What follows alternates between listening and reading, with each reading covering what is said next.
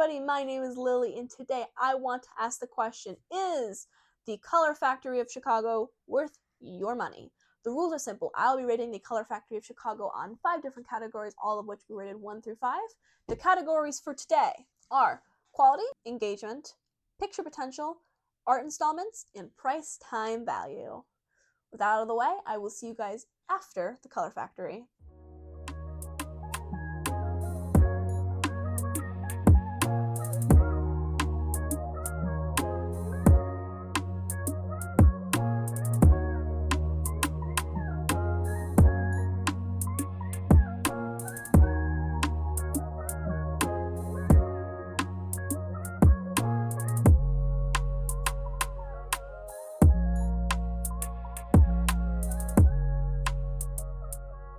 And I am back. I'm going to preface today's video by saying I think my opinion of the Color Factory was a little bit too high. I have been here before. Last time I was here was when I had actually first met my amazing fiance. It was our 1-year anniversary, and this was kind of the first place we wanted to go to that neither one of us had ever been to before. And we had loved it, so I'd went into this thinking it was better than it actually was. But now that I've been there multiple times, I can say this is still a fun place, but not nearly as fun as it looks. So let's go ahead and talk about that. Let's get into the categories. For quality, I gave it a 4. It is well put together, it is very homely, but some of the rooms feel lazy, and that is my biggest issue with the Color Factory. Some rooms, you're just like, why does this exist? Why am I spending my money on this room? And my biggest complaints are the ending rooms and the Chicago room specifically. The ending rooms are just these little 3 rooms with different colors of the rainbow and then mirrors. That's it. It is definitely a place just for a photo op, but if you want a rainbow colored photo, you can get that way easier than the Color Factory. And then the Chicago room is just a room with confetti and the red star of the Chicago flag. That's it. That is not interesting. I did not realize just how lazy these rooms were until I had gone back a second time. And I entered the room and I was like, really? This is it? You're telling me this is the big thing you came up with to represent Chicago in your Chicago themed space in the Willis Tower, one of the most historical towers and buildings in all of Chicago, is just confetti? That is boring and that is lazy, and I'm disappointed in the Color Factory in that sense. Of course, it still has a 4, and that is because every other room is fantastic. When you first enter, there's this beautiful arrangement that is the sunset to sunrise on the ceiling, and there's this nice little corner area where you can look through every single pinhole and you will see a different color represented somewhere in the city. And that is so much fun to see. And then you enter through this beautiful fun tunnel and you enter a mirror maze with shapes and colors and picture opportunities of every single shape and size. And of course, even when you leave, there's a fun room where you can smell different smells that are supposed to be different colors. And there's this fun balloon room, which is representative of a poem made by a whole bunch of students all over the ground with fun balloons you can touch and take pictures with. That room's not my favorite of the rooms. I still think it's good. It's better than the Chicago room, but it's still a ton of fun. And of course, what I think is probably the most fun room is you get this little packet of Pop Rocks and you try them in your mouth and you try to guess what color they represent based off of the flavor. And just so you know, when you go to this room, don't look at the color of the Pop Rocks themselves. It tricks you. I'm pretty sure they're all the exact same color, which is really light yellow. The dyeing of the Pop Rocks does not represent the actual taste. So actually go through and do that. I think that's probably the most fun and most interactive part of it. And because of all those reasons, that is why it is getting a 4. For engagement, it is also getting a 4. And that is because of the really interesting rooms, especially that first room. There's so much time you can spend in that first room. It is such a fun one.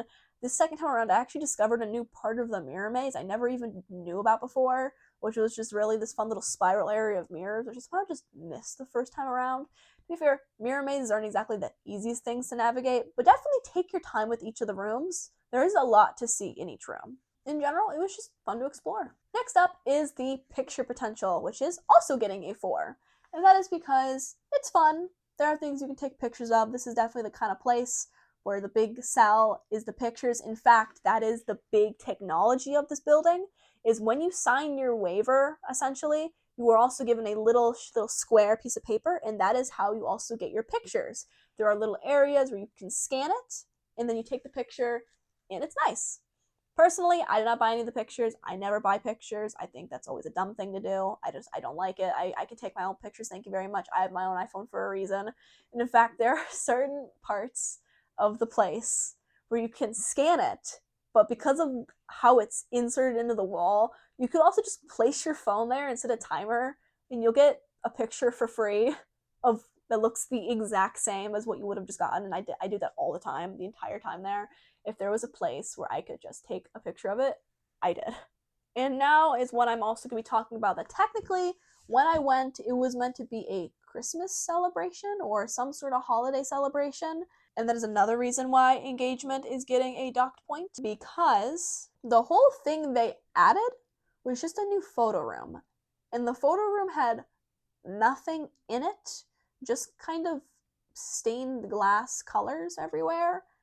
And that was it.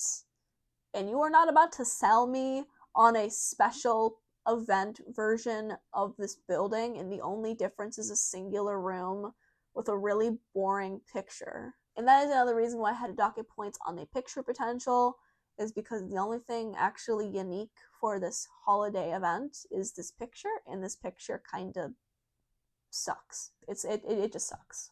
Next, let's talk about the art installments, which get a 3.5. Because the entire point of this place, it is one big art installment after the next, and you would expect them to try really, really hard. And I expected that too. But sadly, it gets 3.5. Because it's just slightly above average. That's it. The actual art installments, there's not as many as you'd expect. The opening room, there's immediately 2 art installments you can see.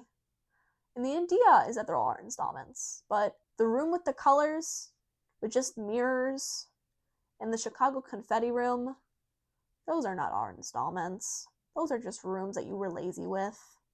The one room that's truly meant to be kind of an art installment is the balloon room. And even that was not that good, because it was really hard to understand the poem. Because obviously everything is split apart against different colors and different sections. But the entire time I'm reading it, I'm like, did just a whole bunch of children write this? Did they all just, I write a couple sentences and they kind of just broke it up? That is, of course, no insult to the actual poem itself. I read the poem. The actual poem is really nice. But the way it was set up in the room, not good. Not good. And for that reason, art installments gets a 3.5. Finally, let's talk price time value. Now, price time value is based off of the highest price you are likely to pay. This, of course, means it'll always be in adult pricing. Kids pricing are always going to be slightly cheaper. It is also based off of the amount of time you are likely to spend here. I estimate you will likely spend around 2 hours here, making it a, pretty decent experience in terms of time. And it is $47 for anytime tickets, aka VIP tickets, which means that will cost you a little over $20 an hour. But you're most likely going to buy time tickets, which will cost you $29 to $35 depending on the time, the day, and the season. And of course, these are adult tickets, meaning that you will be spending, let's see here. That means you will likely be spending around $15 to $17.50 per hour at the Color Factory if you are an adult. If you are a kid, this will obviously be lower. But I would say 17.5 on the high end is still pretty good for this place. It's not the best pricing. But of course, you can always go during the off season or during off hours or off days, which is typically when I go out to this type of places, which means you're only going to spend around $30, making about $15 an hour, which is much better pricing. So for all those reasons, I gave it a 4. Finally, let's talk the totals. The Color Factory got an average score of a 3.9 out of 5, making it just slightly above average, not up there to a 4, but it's almost there, or a total score of 19.5 out of 25. The places where I ended up docking it were literally everywhere. Nowhere got a perfect 5. Take that as you will. Is this place worth your money? I think it can be. I think it is fun. I went, and the first time I went, I thought it was the most magical place on earth. Now I don't think it's nearly as magical, but I think it will be magical for you. So yes, I do think you should give the Color Factory a chance. I'm not sure if it's a repeat place, but it is a definitely one-time worth it experience. If you guys enjoyed the video, and I hope you did, I enjoyed making it, go ahead and like and subscribe, and I will see you guys all next time. Bye!